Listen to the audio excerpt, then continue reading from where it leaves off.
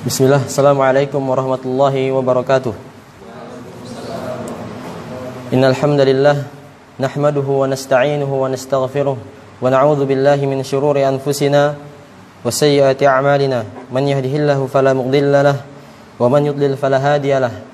Asyhadu an la ilaha illallah iqraran bi tauhida wa asyhadu anna Muhammadan 'abduhu wa rasuluh sallallahu alaihi wasallam. Qala Allah ta'ala fi kitabihil karim, Ya ayyuhalladzina amanu taqullaha haqqa tuqatih wa la tamutunna illa wa antum muslimun. Amma ba'du. Ma'asyiral muslimin rahimani wa rahimakumullah.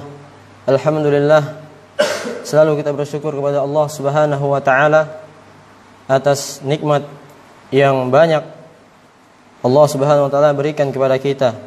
Dengan nikmatnya lah kita dijumpai dengan bulan Ramadan yang di dalamnya kita diberikan kesehatan, kekuatan, kesempatan dalam mengerjakan berbagai macam ibadah.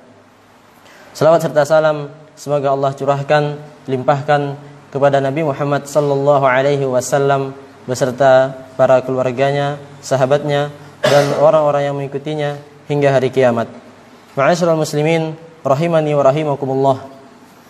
Di dunia ini ada yang namanya musibah.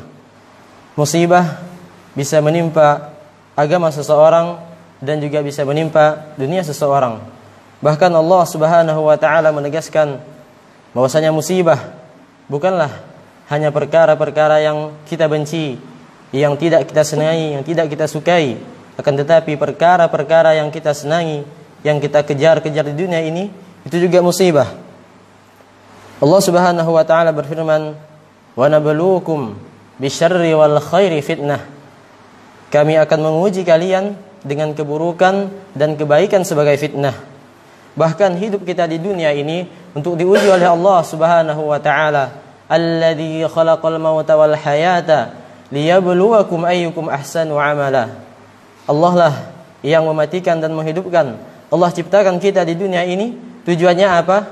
Liyabluwakum, untuk menguji kalian, ayyukum ahsanu amala, siapa di antara kalian yang paling baik amalnya. Ma'asyiral muslimin rahimani wa rahimakumullah. Kemudian bagaimana sikap seorang muslim tatkala dirinya ditimpa musibah?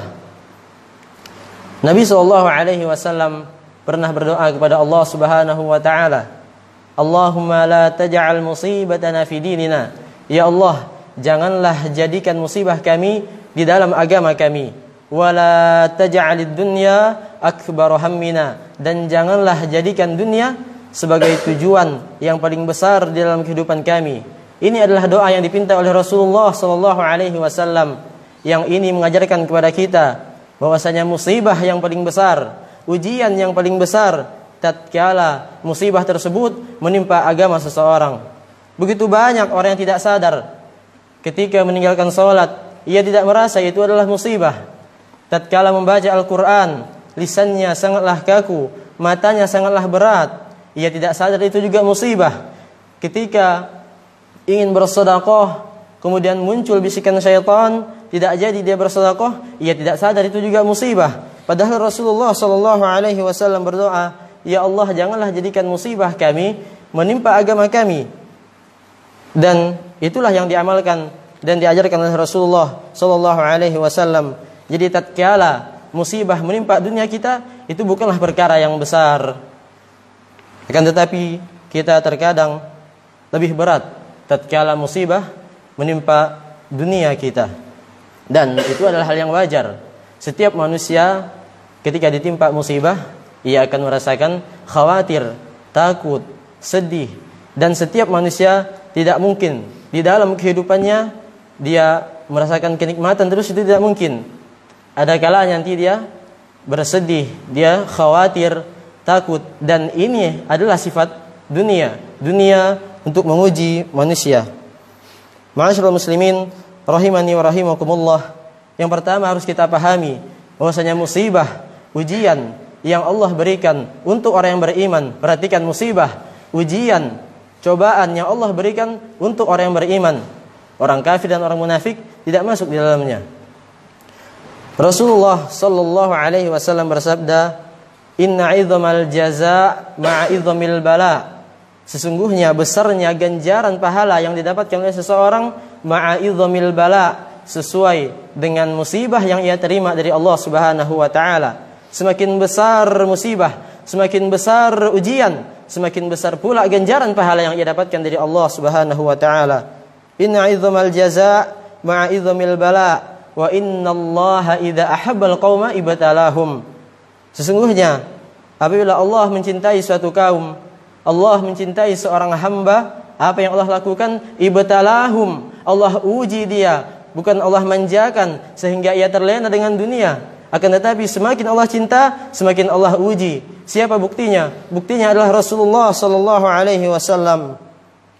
Kurang apa lagi akhlaknya Rasulullah sallallahu alaihi wasallam? Kurang apa lagi ketakwaan dan ketakutannya kepada Allah Subhanahu wa taala? Kurang apa lagi keilmuan Nabi Muhammad sallallahu alaihi wasallam? Siapa yang paling berat ujiannya? Jawabannya adalah Rasulullah sallallahu alaihi wasallam. Apakah Allah tidak cinta kepadanya? Hakikat inilah para jamaah yang harus kita pahami. Apabila Allah mencintai seorang hamba, bukan Allah biarkan di atas kenikmatan kemaksiatannya di dunia, akan tapi semakin Allah cinta, semakin Allah uji untuk Allah naikkan derajatnya semakin tinggi di sisi Allah Subhanahu wa taala. Kemudian Rasulullah sallallahu alaihi wasallam juga bersabda, "Inna idza aradallahu bi'abdihi al-khaira." Dan apabila Allah menginginkan kebaikan bagi seorang hamba, ajjalalahu al-'uqubata fid dunya, maka Allah segerakan, Allah timpakan kepada dirinya berbagai macam musibah yang dia timpakan di dunia ini. Jadi tatkala Allah menginginkan kebaikan bagi seorang hamba, Allah segerakan musibah, ujian yang akan dia dapatkan di dunia ini. Wa idza arada bi'abdihi syarra, dan apabila Allah menginginkan kehancuran bagi seorang hamba, amsaka anhu bidzanbihi hatta yuwafi bihi yaumal qiyamah. Allah tidak uji dia, Allah biarkan dia di atas kemaksiatannya di dunia ini sampai Allah sempurnakan azabnya di hari kiamat. Ma'asyiral muslimin rahimani wa rahimakumullah. Nabi Muhammad sallallahu alaihi wasallam jauh-jauh hari sudah mengingatkan kepada orang-orang yang beriman, yang disapa, yang diperingatkan, yang diberikan nasihat yang indah ini hanya untuk orang yang beriman. Rasulullah sallallahu alaihi wasallam bersabda, "Ajaban li amril mu'min." Sungguh menakjubkan perkara seorang mukmin. Inna amruhu kullahu khair. Sesungguhnya perkara orang mukmin kullahu khair, seluruhnya baik.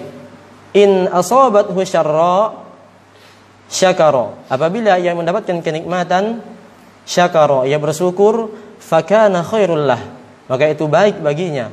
Wa in asabathu darra, dan apabila ia mendapatkan musibah, ujian, cobaan, sabara, ia bersabar, fakana khairul lah, maka itu baik baginya.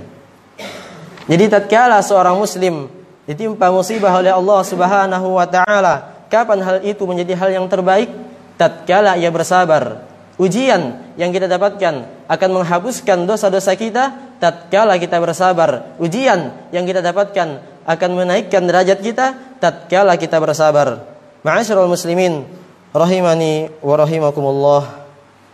Sebagai penutup, ada beberapa perkara yang bisa kita lakukan agar musibah yang menimpa diri kita agar terasa lebih ringan. Yang pertama, bahwasanya orang yang tidak bersabar ketika ditimpa musibah, ia telah kehilangan kesempatan mendapatkan pahala yang besar dari Allah Subhanahu wa taala. Allah Subhanahu wa taala berfirman, "Innama yuwaffas sabiruna ajrahum bighairi hisab."